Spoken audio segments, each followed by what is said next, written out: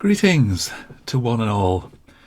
Welcome to this, the first in a series of video blogs, or vlogs, I think they're called, about writing.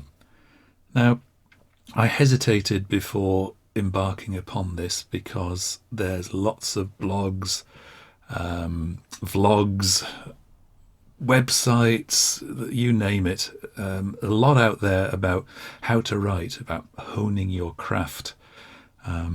And the better amongst them are written by people who've been in the business for a very long time. And I don't just mean years, I mean decades. I'm very much minded of the likes of Stephen King, who, after 25 years of writing himself, hesitated before bringing out his famous book on writing. Chuck Palahniuk recently wrote a book as well, and even he hesitated before seeing, as he put it, putting his views out on an unsuspecting public. Now, if the greats such as they are hesitating in doing such a thing, then I feel that I haven't got the experience to really speak authoritatively in that sense about the skills of writing. But I thought it might be useful from the point of view of someone who has been writing for 5 years or so, and has made some inroads into building up an audience, has learned a few things about writing, who is a particular type of writer, that you might find it useful just to hear about my writing journey, and to maybe hear my points of view on a few things that are happening in the writing world at the moment. And you can take them or leave them, really. Do put your comments and questions, if you'd like, down below. I'm happy to engage with that. But by no means am I putting forward a particular school of thought and saying this is the way to do things. It's simply reflections that you may find useful. So I've entitled this first one, The Road Goes Ever On, and fantasy readers amongst you will recognise it as a famous quote from, I think it's a poem or a song, within J.R.R. Tolkien's Lord of the Rings. And it's that sense that the writing journey, to quote a phrase, never finishes. However experienced you are, you're continually carrying on along that road, learning new things, exploring new avenues, taking little detours into who knows where. So I thought I'd explain how I started and how things have developed in the last 5 years. So every writer that you would ever perhaps read an interview with or read their biography will say, well, it started when I was young. I'd write stories for myself or for my brothers and sisters or my family. And I guess we all have stories like that where we made some little tentative steps and showed an interest in making things up out of the imagination. And a lot of seeds are sown in those early years in the way we make things up and just do things by play, and imagine all sorts of silly things. And in Jeff Vandermeer's book, he advises not to dismiss such early beginnings as simply childish thoughts, that we ought to sort of stack them away and bank them for further use. And I'd go along with that.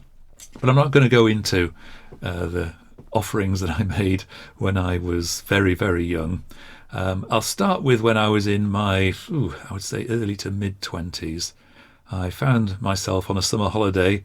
I say holiday, we just had our first child born, and I was doing intensive childminding at the time during the summer break, and we were too poor to afford a holiday. And what would happen is I'd play with Victoria in the morning, I'd get her her meals, my wife would be off to work trying to help earn a crust, and there'd come that moment in the afternoon where I'd put her down for an afternoon nap, and I'd sort of sit back and relax and think, well, I've got maybe a couple of hours, if I'm lucky, where I can do something. And I decided to begin writing a book, and it was a fantasy book called Aukben's Legacy. And I've still got the manuscript there. It is unfinished and shall remain that way, because I knew nothing about writing craft whatsoever, other than what I would write from the point of view of being a teacher. I'd write worksheets. I'd obviously written dissertations and essays at university. But beyond that, there was next to no skill at all. I certainly knew nothing about the passive and active voice and show not tell. I was even pretty poor at grammar. But I put together the startings of this novel, even drew a map, and got up to probably about 70,000 words or so. And it was a starting point. I showed it to my wife, and she wasn't into fantasy and didn't actually read too much of it. I showed it to a friend of mine who read a few pages and got a good laugh from it. And as a result of that, I neatly stored it away. And it's still on the shelf as a memento, really, if nothing else.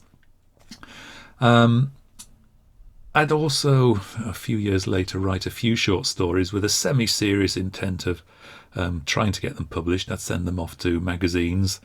I remember putting one into a women's magazine, actually adopting, I think it was a female pen name at the time. It did get rejected, but at least I got some feedback on it.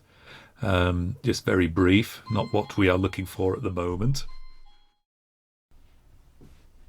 Well, sorry about that. Just had to answer the door. I shall resume. Where was I? Yes, short stories submitted. Not too much success there. Fast forward a few years, and we're getting to about 2015 when I was on holiday. It was a caravan holiday, and I distinctly remember picking up Writing Magazine, as it was published in this country. In fact, it still is published.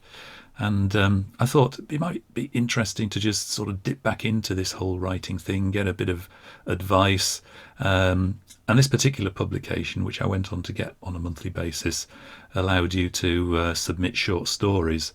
And it was a way of, on the one hand, getting some good sort of craft essays and advice through the magazine itself, and also looking for opportunities to submit stories for traditional publication. In addition to this, I did a lot of trawling of the internet and amassed a whole bunch of links leading to sites that gave biographies of writers, did craft essays, advice columns. In particular, I came across the site Literary Actor, which some of you may be familiar with, which was set up by Chuck Palahniuk. And it's now quite a major concern. It has many writers on their books, give courses, of which I've done one, and they're very good value for money. But through that, a lot of free stuff on there as well, lots of great advice. And I used that to try and hone my craft. And it wasn't until I'd started to really follow some of this advice that I realised that I'd been doing a lot of things wrong, shall we say. Before too long, I'd subscribed to HarperCollins's Orthonomy program, which is now defunct. But you were allowed to, in those days, upload your work, like a short story or a chapter from a novel, and get other aspiring writers to critique it. In addition to that, I joined Scribophile, which is a great little online community.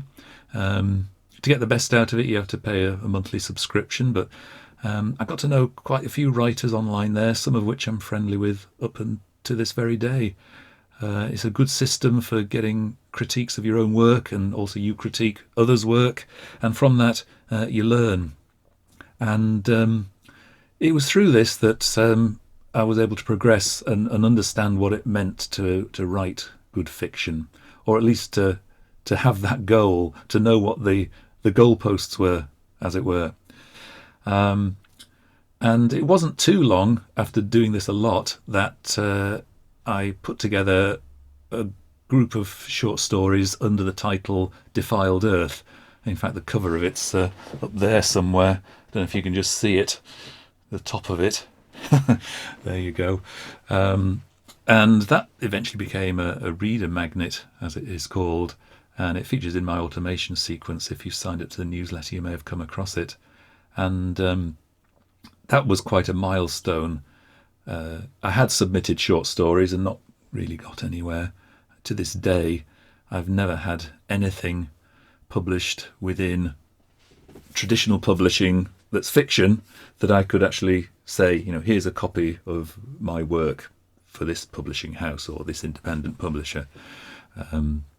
I eventually went the self-publishing route. It's sometimes been described as a way of learning to write while getting paid for it.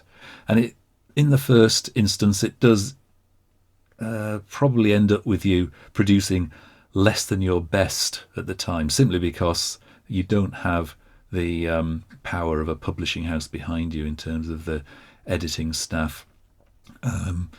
There's a way in which now I've reached a position where I can mitigate that, but I'll do more about that in a different vlog. That's not really what this is about. Suffice to say, I got this thing put up on ebook. I got it on various platforms like Smashwords, Amazon, and I think at the moment it's with Barnes and Noble, Nook, and all of these other platforms out there, and it's free. Not long after that, published the first novel called The Psychonaut, which is part of a trilogy. Is now running to its third volume, of which I'm over halfway through. And once again, that was quite a learning curve. Self-published once more. Learned a lot about structuring a novel. Learned a lot from actually Jim Butcher, who you'll know of as the guy who's written the Dresden Files. And his series has been adapted for TV and all sorts. And he's got a great resource up there about how to plot out a novel, which had been my mistake up to that point.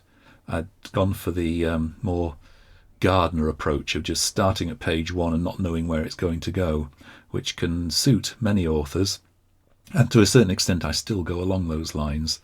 But for me, it was a recipe for disaster in terms of actually finishing something off. And it's through structuring and following this plotting method that I was able to produce this first novel. Since then, I've written 13 books, I think, to date. And I'm still learning. That's why the title of this whole video blog is it's called The Road Goes Ever On. You never finish it. And even the likes of Stephen King and George R.R. Martin and all these other writers would say they don't know everything.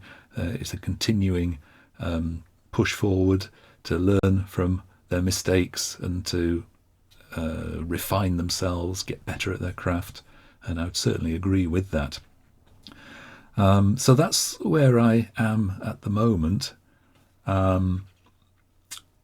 My aim is to just continue writing. That the writing isn't a means to an end. I don't have to, I've said this before, I don't have to earn money from my writing to stay afloat, to put food on the table, to keep the roof over my head, and I'm very lucky in that sense. The writing is the end, it's not the means to the end. Really, all I want is to be able to have an audience, for people to connect with what I write, to be able to relate to it, to maybe have those stories resonate with them. And if I achieve that, then I'm happy, or at least I'm content. I think that's the best we can ever hope for, to be reasonably content with what we do. I'll probably draw things to a close there. I've got lots of other things planned by way of these video blogs, if there's enough interest in it. Even if it's just 5 or 6 of you who get something out of it, I'll continue to produce them. So do like the video. It just gives me an indication that of people who've at least listened to some of it. Better still, put a comment in there. I'd like you to let me know what you thought, whether you've got any questions or things that you'd like to say, things you disagree with, things you agree with. I like to be involved, and I like to have discussions with people about reading and writing. So that would be great if you could do it. I shall return. I've got lots of things planned, like video blogs and audio narrating, how I edit, self-publishing versus traditional publishing, a whole host of things that I could talk about. Really just summing up where I'm at now. So I hope it's been useful. Thanks for coming along for the ride, and I'll see you soon. Bye.